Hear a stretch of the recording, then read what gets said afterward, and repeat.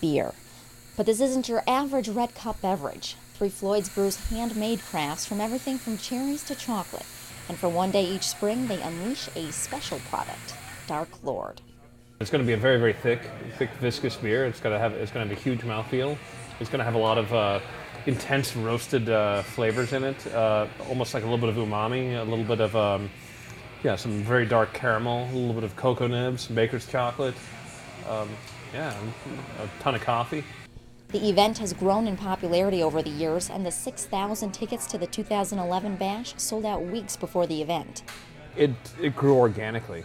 None of us are party planners, and back when we first started making the beer, there were only a handful of employees, or maybe 5 employees. So what we had to do is so many people kept on showing up at the brewery that we had to actually take steps to make sure that we could get people, fed, get them places to go to the bathroom, those sorts of things. And it's just now grown into this sort of monstrosity that we know now.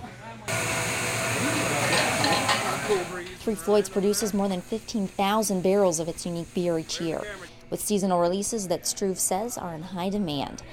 As the local brewery has become more popular, he said there was concern it would have to cut production to still qualify for the state's definition of a microbrewery and reap the tax breaks that come with it.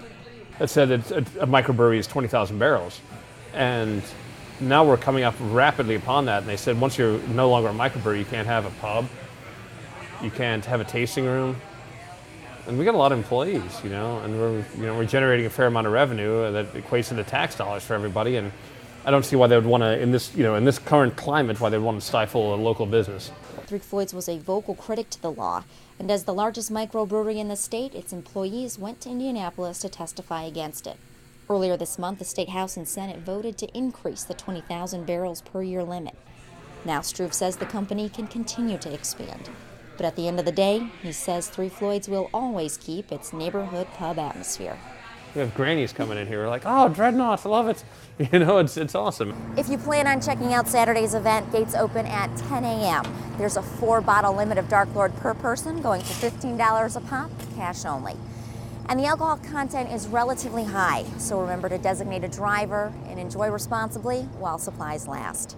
I'm Sarah Tompkins reporting for NWI.com.